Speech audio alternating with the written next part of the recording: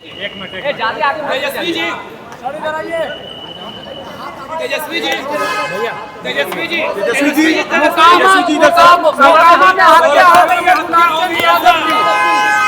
कहा जा रहा है कि एक मिनट नीचे समर्थकों के द्वारा एक बात समझने की जरूरत है।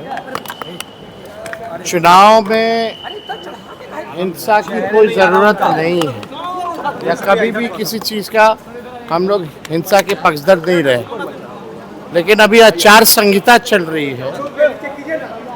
आचार संहिता है, चुनाव का समय है, फिर भी चुनाव के दौरान कैसे कुछ लोग जो है बंदूक गोली लेकर के घूम रहे हैं। बंदूक गोली लेकर के कैसे ये लोग घूम रहे हैं कुछ लोग। और आप देखिएगा प्रधानमंत्री जी 30 साल पुरानी बातें करते हैं। 30 मिनट पहले क्या हुआ, आज एक एएसआई की सिवान में गला रेत करके मार दिया गया और दुलार चंद यादव जी की हत्या मोकामा में कर दी गई। तो ये क्या है, किस प्रकार के, किस प्रकृति के लोग जो है बिहार को कब्जा किए हुए हैं, अब समझ में आ रहा है लोगों को। प्रधानमंत्री को आंख खोल करके ये चीज़ें देखनी चाहिए कि लोगों के बौखलाहट, हार का जो बौखलाहट है अब सबके सामने आ गया। कौन लोग हैं जो पैरोल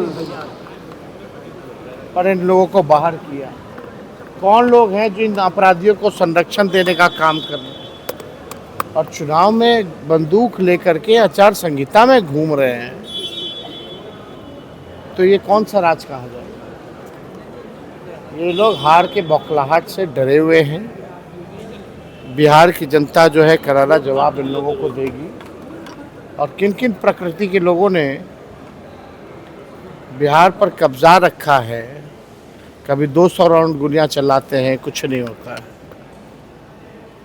कभी चुनाव के दौरान हत्या हो जाती है, कुछ नहीं होता।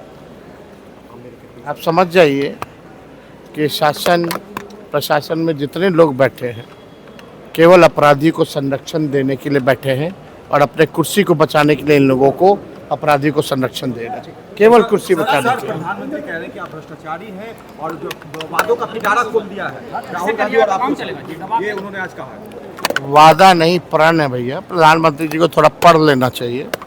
प्रण है, प्रण। और प्रण को प्राण दिछावर करके भी इसने प्रण को पूरा करेंगे।